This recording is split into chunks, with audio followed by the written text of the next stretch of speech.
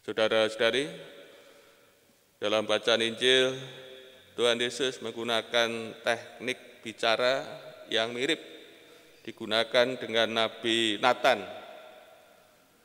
Ketika Nathan mengingatkan Raja Daud setelah Daud mengambil istri Uria. Dan bacaan Injil tadi Tuhan Yesus minta pendapat para pendengar dan kemudian diakhiri penghakiman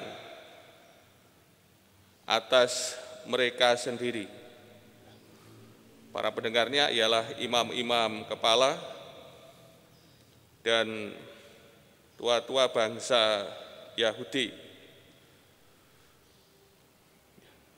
Cerita tadi pada awalnya nampak sederhana, namun ternyata rumit. Kedua anak ini bukan gambaran anak yang ideal. Tentu sebagai anak di hadapan bapaknya, sebagai anak yang ideal, ialah berkata iya dan melakukan apa yang dikehendaki oleh bapaknya. Ini sebagai anak yang ideal. Anak pertama berkata iya, ternyata tidak melakukan apa yang menjadi kesanggupannya. Sedangkan anak yang kedua berkata tidak,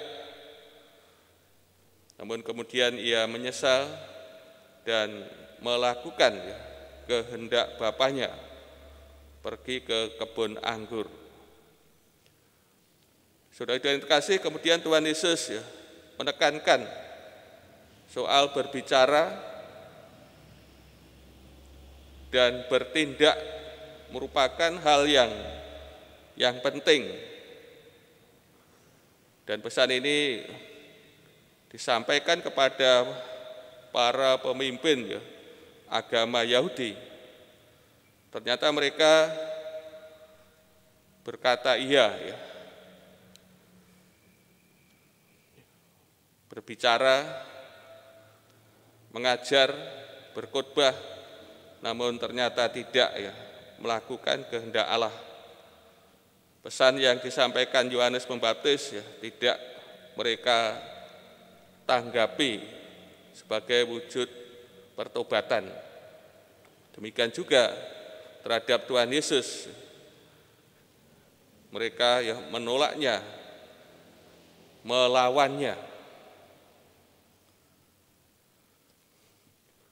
Saudara-saudara dikasih, melalui sabda Tuhan ini mengajak kita untuk melihat bagaimana hidup kita, sikap kita antara omongan dan tindakan, antara berkata dengan tindakan ini, apakah satu kesatuan, apa ada dalam jurang yang menganga, berkata iya, atau seperti guntur, banyak guntur namun tidak ada hujan, banyak omongan, omong doang, namun tidak ada kenyataan, tidak dihayati, dijalankan dalam hidup, sehingga ada kesenjangan antara omongan, kata-kata dengan perbuatan. Maka tentu kita diajak untuk menyelaraskan antara kata-kata dan tindakan kita. Kata-kata dan tindakan kita tentu